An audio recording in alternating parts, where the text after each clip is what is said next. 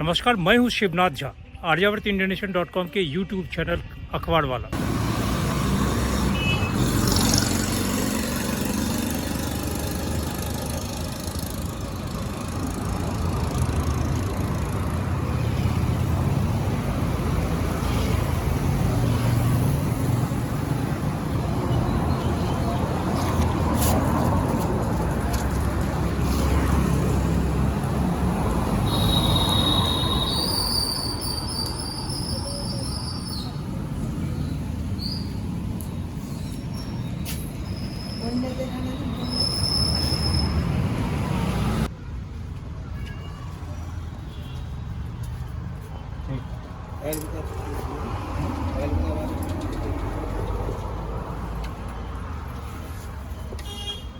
राष्ट्रीय राजधानी क्षेत्र में, जिसमें गुरुग्राम, फरीदाबाद, गाजियाबाद, नोएडा और ये तमाम क्षेत्र आते हैं, इन तमाम क्षेत्रों में प्राइवेट बिल्डर्स के आने के बाद न जाने कितने लाख अपार्टमेंट्स बने, कितने करोड़ लोग इस क्षेत्र में रहते हैं।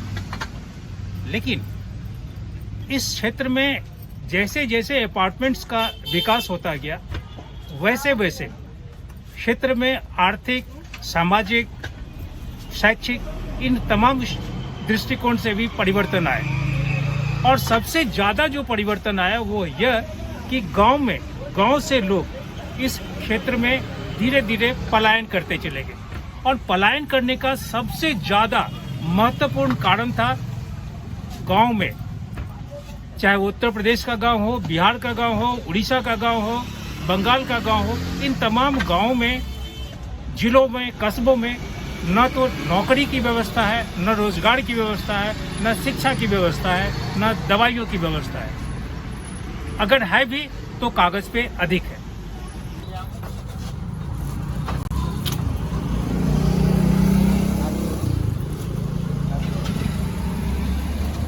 अब अपने परिवार को लेके करोड़ लोग जो अनऑर्गेनाइज सेक्टर के लोग हैं, ये शहर की ओर माइग्रेट करते हैं, चाहे वो राष्ट्रीय राजधानी क्षेत्र के किसी भी क्षेत्र में हो, गुरुग्राम में रहते हो, फरीदाबाद में रहते हो, नोएडा में रहते हो, गाजियाबाद में रहते हो। इनमें अगर इसका रैंडम सैंपलिंग किया जाएगा तो बिजली के काम में बहुत सारे लोग इन 5-6 स्टेट्स के हैं, उत्तर प्रदेश के भी हैं, बिहार के भी हैं, उड़ीसा के भी हैं, असम के भी हैं, ये लोग बिजली के काम में हैं। लेकिन जब प्लम्बर की बात आएगी तो प्लम्बर में सबसे ज़्यादा उड़ीसा के लोग हैं। उड़ीसा के युवक प्लम्बर का काम राष्ट्रीय राजधानी क्षेत्र में अधिक करते हैं। इसी तरह एक बहुत बड़ा सेगमेंट, एक बहुत बड़ा क्षेत्र, एक बहुत बड़ा मानव समुदाय इन अपार्टमेंट्स में रहने वाले लोगों का वस्त्र को प्रेस करने के लिए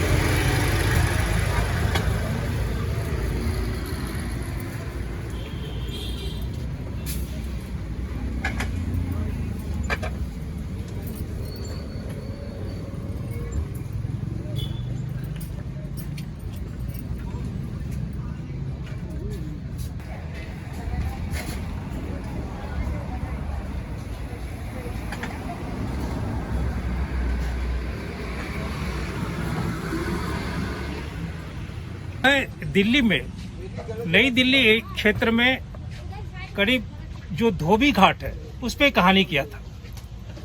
नई दिल्ली क्षेत्र में करीब 16-17 जो धोबी घाट है, उस धोबी घाट में काम करने वाले आज हजारों परिवार हैं। उन तमाम लोगों की भी शिकायत अपने व्यवस्था के साथ है कि सरकार या वहाँ दिल्ली शासन के लोग उसे एक जो सुविधा मिलनी चाहिए वो सुविधा नहीं दे रहे। दिल्ली में जो धोबी घाट है, उन तमाम धोबी घाट में काम करने वाले सभी धोबी लोग पिछले 30 साल से यमुना में कपड़ा साफ नहीं किया। ये ऑन रिकॉर्ड है। इसलिए धोबी के क्षेत्र से यह कभी नहीं माना जा सकता है कि यमुना को प्रदूषित करने में दिल्ली के धोबियों का हाथ है।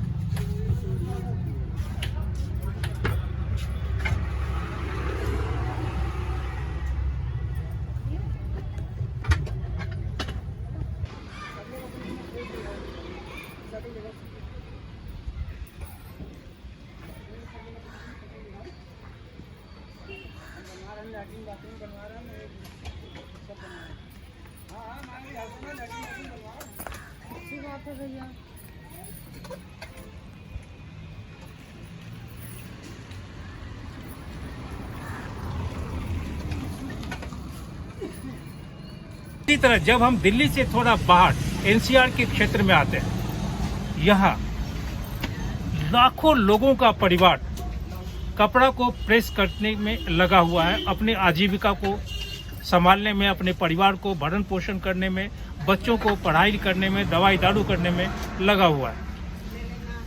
दुर्भाग्य है, यहाँ पर दुर्भाग्य ये है कि सरकारी क्षेत्र में जितने मकान बने हैं उन मकानों की बात छोड़ दीजिए, निजी क्षेत्रों में भी जितने अपार्टमेंट्स बने हैं उन अपार्टमेंट्स में अधिक से अधिक 5% से ज़्यादा नहीं अपार्टमेंट्स के लोग, अपार्टमेंट्स के जो ऑफिस बियरर्स हैं, वो अपने अपार्टमेंट्स में काम करने वाली महिलाओं के लिए या फिर कपड़ा प्रेस करने वाले लोगों के लिए एक मानवीयता के आधार पर भी सुख सुविधा होनी चाहिए, दे पाए हैं। इंदिरापुरम में बहुत सारे अपार्टमेंट्स हैं, लेकिन यहाँ भी इस बात की किल्लत है।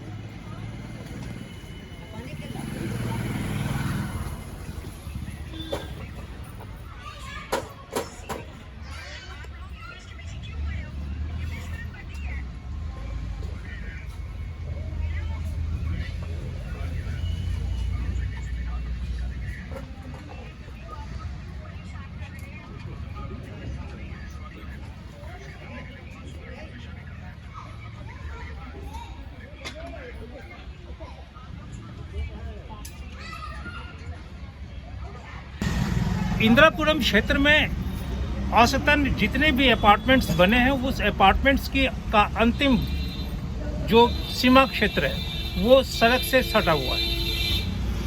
परिणाम ये होता है कि सड़क के किनारे कोई भी व्यक्ति अगर बैठते हैं तो वो सरकारी ज़मीन पे हो जाता है। सरकारी ज़मीन पे बैठने के साथ ही स्थानीय निकाय के लोग, नगर निगम के लोग जो वर्दीधारी हैं वो सभी लोगों की निगाहें उन पे आके टिकने लगती है। वजह क्या है ये तो अधिकारी भी जानते हैं और निकाय में काम करने वाले कर्मचारी भी जानते हैं। मैं उन तमाम चीज़ों को दरकिनार करते हुए सिर्फ मानवीयता के दृष्टिकोण से यह कहानी कर रहा हूँ और हमारी कोशिश हो कि गाज़ियाबाद क्षेत्र में रहने वाले, गाज़ियाबाद क्षेत्र के इंदिरापुरम एरिया में जितने भी अपार्टमेंट्स हैं, इस अपार्टमेंट्स के बाहर जितने लोग काम करते हैं अपनी रोजी रोटी के लिए, चाहे उसमें धोबी ही क्यों नहीं हो, उनके लिए एक समुचित व्यवस्था होनी चाहिए।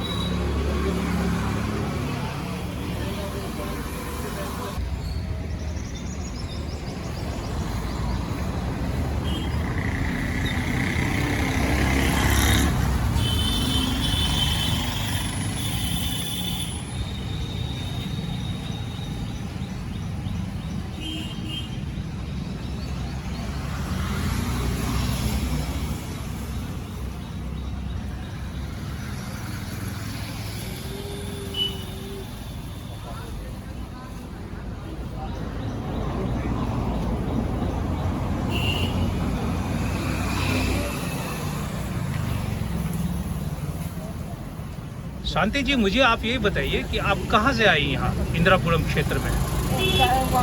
हरदोई जिले से। आप हरदोई आई हरदोई। पूरे फैमिली के साथ? हाँ। तो यहाँ ये काम कितने दिन से कर रहे हैं? ये 23 साल हो गए। 23 साल हो गए। हाँ। 23 साल से आप इस सड़क के किनारे, इस बाउंड्री के किनारे कपड़ा प्रेस कर रहे हैं? हाँ जी। आपके बच्चे सब पढ़ते हैं? हाँ, पढ़ रहे हैं। हाँ, पढ़ते हैं। किस क्लास में पढ़ते हैं? ये पढ़ते हैं 11वीं में है, एक 12वीं में। 12वीं में। आप धोबी समुदाय के हैं? हाँ। तो आपको मालूम है कि सरकार की तरफ से आपको कितनी सुख सुविधाएं दी गई है? सुविधा तो कोई नहीं। मैं इस कहानी के माध्यम से मैं आपसे निवेदन करूंगा, आपसे प्रार्थना करूंगा कि आपको, आपके समुदाय को मिलने वाले जितनी भी सरकारी सुविधाएं हैं उसके बारे में आप जरूर जानें। जानने से फायदा आपको ये है कि आपके बच्चे अगर पढ़ रहे हैं और सही में पढ़ाई उसकी हो रही है तो उसको आने वाले दिन में कपड़ा प्रेस नहीं करना पड़ेगा। वो बहुत अच्छा अधिकारी बन सकता है, बहुत बेहतर नौकरी में जा सकता है। तो आप हमसे वादा जरूर करिए कि आप अपने बच्चे की पढ़ाई के मामले में ज़्यादा चिंतित रहेंगे।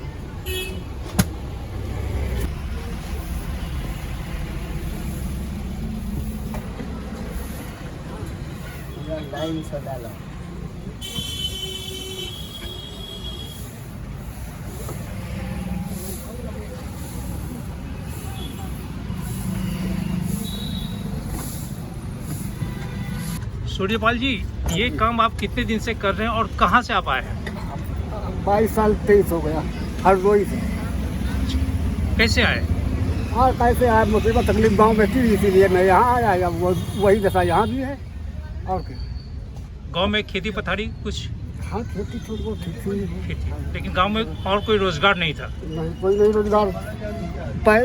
जोता बया और का कोई सुविधा नहीं थी। खेती किसानी थी, उसमें बोया जाता था, कहीं ओले पड़ गए, कहीं बारिश हो गई, कहीं कुछ हो गया, कहीं कोहरा गिर गया, कहीं साला कुछ हो गया, उसमें घाटा होता रहा। वहाँ से यहाँ आया, यहाँ भी वही दशा है। क्या है यहाँ? क्या दशा है? वही यहाँ भी क्या, सारे रात में सुबह जागो 4 बजे से आओ, और क्या यहाँ भी हमारी गाड़ी नहीं साफ, ये नहीं वो है, ऐसा है वैसा है। पैसे बढ़ाने के पैसा नहीं बढ़ता। सब हर काम में सबका पैसा बढ़ता, हमारा साथ 6 साल नहीं पैसा बढ़ता। कितने लोगों की गाड़ी साफ करते हैं आप? हम 20 गाड़ी होंगी। 20 गाड़ी होगी। तो हम अंदाज करते हैं कि कोई आदमी 100 रुपये से ज़्यादा नहीं देता हो ना? कितना? 100 नहीं। अब यहाँ जो लोग बताते हैं वो ये कहते हैं वही देते हैं। मेहनत के हिसाब तो 10 रुपया तो हमारा गाड़ी पे पड़ता नहीं। कपड़े का प्रेस करने से आपको जो पैसे होते हैं, क्या उससे आपका घर चल पाता है? नहीं चल पाता है, पर वही है कि उसमें आ जाता, मतलब अब गाड़ी की सफाई करो, बीमारी आ जा रही है, कहीं इससे लियो, कहीं उससे लो, और फिर वही हिसाब से चलना पड़ता हमको। बस वही हिसाब से हमको चलना पड़ता है, जो जैसा कुछ है। अब क्या किसी कोई चीज़ का मन मार के रहो। तो कभी आप लोगों ने सोसाइटी वाले से ये बात नहीं की? किया, पर नहीं करते हैं तो क्या करें। कोई नहीं, मतलब प्रेसिडेंट ने वो किया। मैंने कहा हमारे हिसाब से साल में 50 पैसे कपड़े पे और 50 रुपये गाड़ी के बढ़वा दो। नहीं, वो 1 साल से ऊपर हो गया, कोई नहीं हुआ। 6 साल 3 रुपये में काम किया है। अभी एक गाड़ी की सफाई में कम से कम कितना होना चाहिए? 200 से क्या होगा? वही तो बोल रहा हूँ। अब 200 से क्या होगा? वैसे 300 350 तो वैसे होने चाहिए उसके। और इसमें कोई भी गाड़ी है, सब कहते हैं हमारी नहीं, छोटी है, छोटी, कोई कहता ही नहीं बड़ी है। तो क्या वो देते हैं तो बताते हैं, तो वो देते हैं तो हमको लेना पड़ता है। कपड़े का प्रेस पे कितना लेते हैं? कपड़े का प्रेस 4 रुपया देते हैं। 4 रुपये। हाँ, जो है वो।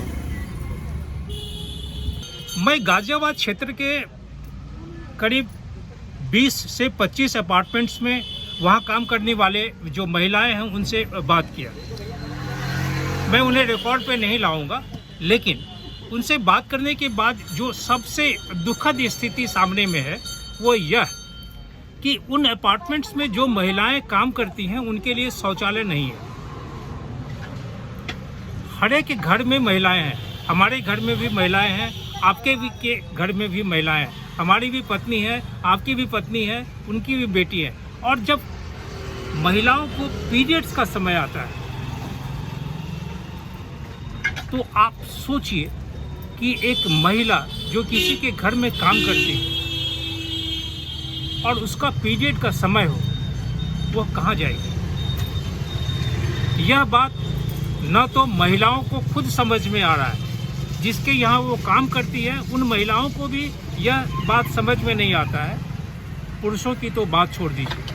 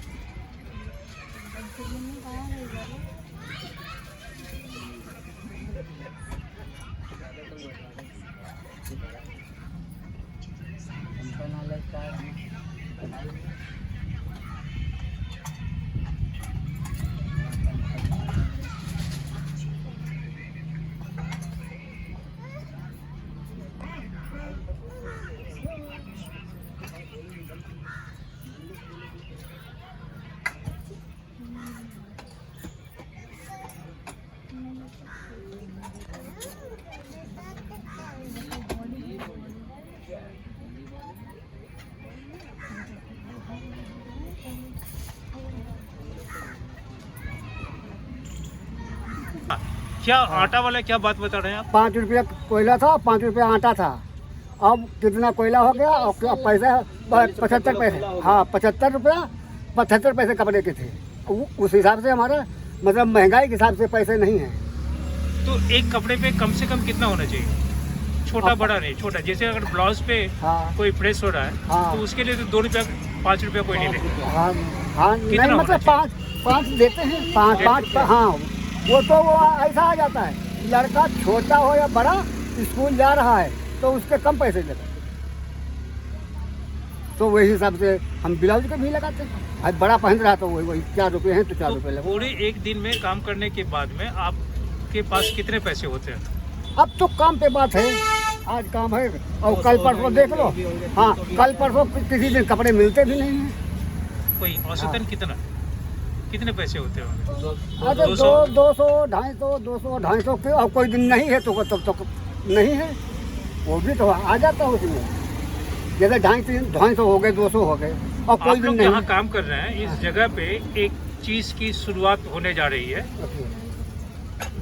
कि हर एक टेबल को हटाकर यहाँ एक पत्थर सीधा, हाँ हाँ और उस पत्थर में हर एक लोगों को 2-2 10-10 फीट का हाँ। जगह दे दे ताकि हस्बैंड वाइफ हाँ उसको वहाँ पे काम कर सके। टेबल खत्म हो जाए यहाँ हाँ से। हाँ उनको और बढ़िया यहाँ है। की साफ सफाई का जिम्मेदारी आप लोगों के ऊपर। हाँ हाँ तो अपना साफ सफाई कर देंगे भाई, काम करेंगे तो साफ करेंगे ही। और वैसा भी झाड़ू मारते हैं, साफ करते हैं।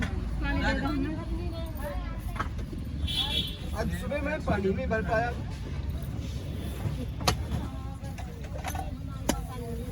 देर में तो लाइट चली गई।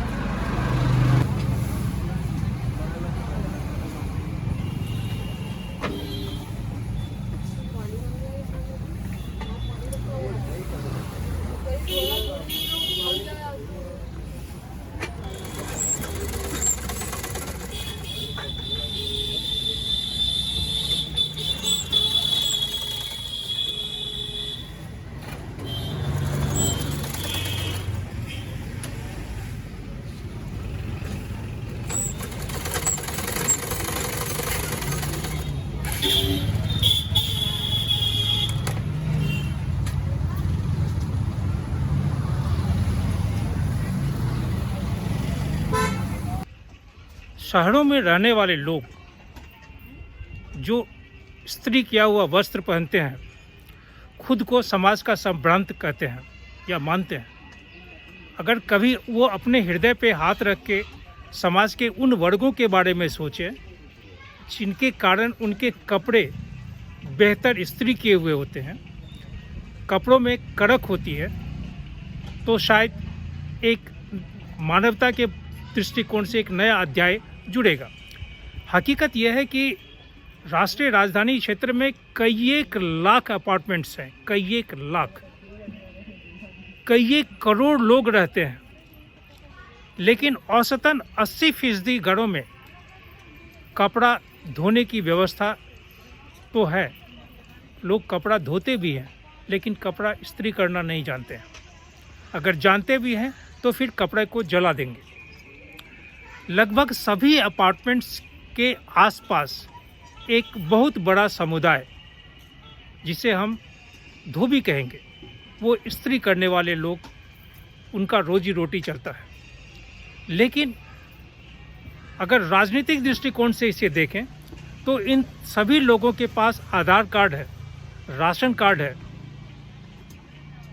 पैन कार्ड है, बैंक में लेखा है, लेकिन चुनाव के समय राजनीतिक पार्टी के लोग मतदान करने के लिए तो इन्हें कहते हैं, लेकिन मतदान के बाद इन्हें क्या समस्याएं हैं या उन समस्याओं का क्या निदान हो सकता है, उनके बच्चे स्कूल जाते हैं या नहीं जाते हैं, स्वास्थ्य के दृष्टिकोण से उन्हें कोई सुख सुविधा है या नहीं है, इसे पूछने वाला कोई नहीं है।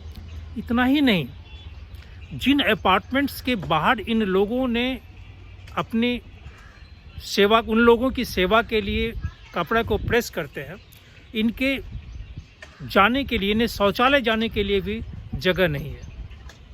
पुरुषों की बात तो नहीं कहेंगे, लेकिन खास करके जो महिलाएं हैं वो अगर उन्हें शौचालय जाना है तो कहाँ जाएंगी, इसके लिए उनके पास कोई उत्तर नहीं है। अपार्टमेंट्स के अंदर भी ऐसी कोई व्यवस्था नहीं है। लगभग सभी अपार्टमेंट्स के बारे में मैं कह सकता हूँ जहाँ इन महिलाओं के लिए शौचालय की व्यवस्था हो।